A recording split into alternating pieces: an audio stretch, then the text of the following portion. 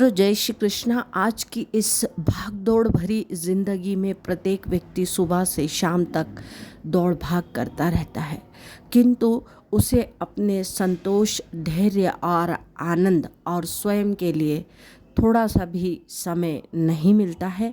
इसी विषय को लेते हुए अनूपनगर में जो है सभी गृहिणियों ने मिलकर एक बैठक का आयोजन किया गया।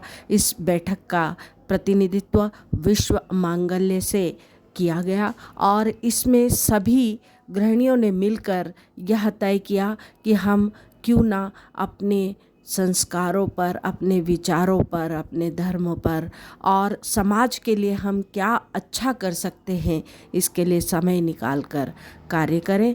और इसी को ध्यान में रखते हुए इन सभी बहनों ने तय किया कि हम बच्चों के लिए अलग अलग स्थानों पर कुछ श्लोक, कुछ कहानियाँ इत्यादि सुनाते हुए उनका जो है प्रबोधन का कार्य करेंगे।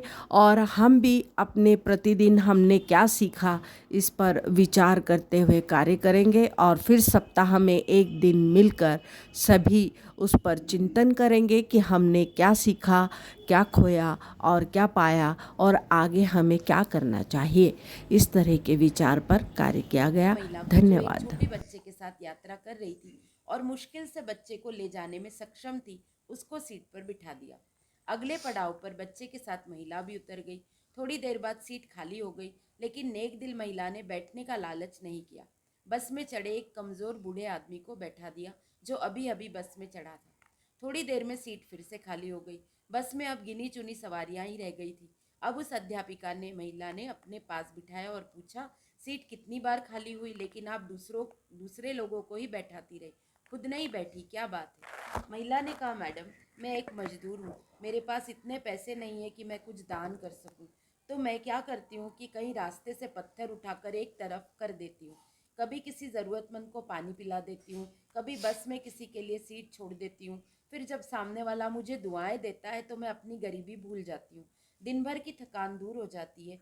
और तो और, जब मैं दोपहर को रोटी खाने के लिए बैठती हूँ ना बाहर बेंच पर, तो ये पंछी चिड़िया पास आकर बैठ जाते हैं, तो इनके लिए रोटी डाल देती हूँ छोटे छोटे टुकड़े करके। जब वे खुशी से चहचहाते हैं तो उन भगवान के जीवों को देखकर मेरा पेट भर जाता है। पैसा ना सही, सोचती हूँ दुआएं तो मिली जाती है ना मुफ्त में, फ़ायदा ही है ना, और हमें क्या लेकर जाना है यहाँ से। शिक्षिका अवाक रह गई। एक अनपढ़ सी दिखने वाली महिला इतना बड़ा पाठ जो पढ़ा गई थी उसे, अगर दुनिया में आधे लोग भी ऐसा सोच के अपना ले तो धरती स्वर्ग बन जाएगी। वाह,